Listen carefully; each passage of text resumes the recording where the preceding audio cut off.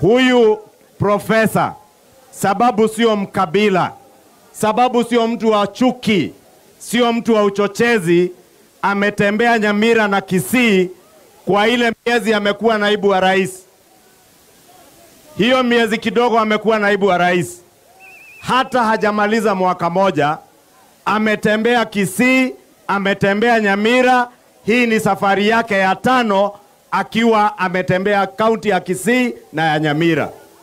Yule alikuwa mbele yake miaka 2.5 hakukanyanga Nyamira hata siku moja. Ama mulimuona?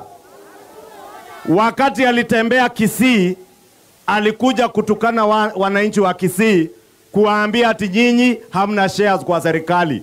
Nimekuja leo nimewaambie wa jamii ya wa Kisii, wa kaunti ya Kisii na kaunti ya Nyamira na mahali popote waliko Kenya ni wa Kenya kama wa Kenya wengine. Wale unasikia wakianza siasa ya uchochezi na ubaguzi. Ukienda sehemu moja ya Kenya, unaambia Wakenya wa hiyo sehemu hawa ni makuzo, ati hawa sijui ni cousins wetu. Nimekuja Kisii niwaambie nyinyi ni ndugu na dada wetu na Wakenya wale wengine. Kweli si kweli? Ili tusikubali zile siasa tunaletoa za uchochezi, za chuki, za migawanyiko ya ukabila.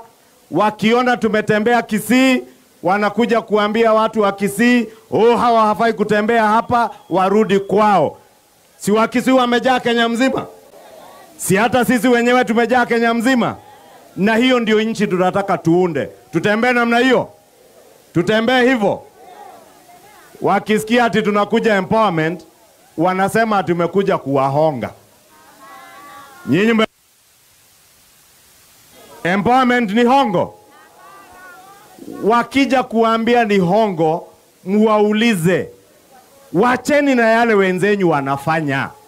Tuambieni yenyu, mpango wenyu wa kazi ni gani? Sababu sisi tunafuata mpango wetu wa kazi wa bottom up economic transformation agenda. Wale wengine pia wasikuje kuuliza kwa nini Mogaka, huyu mbunge wenyu, ametuleta hapa. Watuambie mpango yao ni gani? Si ndio? Mogaka amefanya vibaya kutuleta hapa? Na Irene Nyakerario ni mtoto wenyu? Amefanya vibaya kutualika hapa? Na Mama Jerusha si ni wenyu? Tutembee na wao, tusitembee na wao? Tutembee na wao? Mumewapea ruhusa tutembee na wao? Na huyu Profesa Kindiki na Rais William Ruto ati mumesema kufanya hivi ni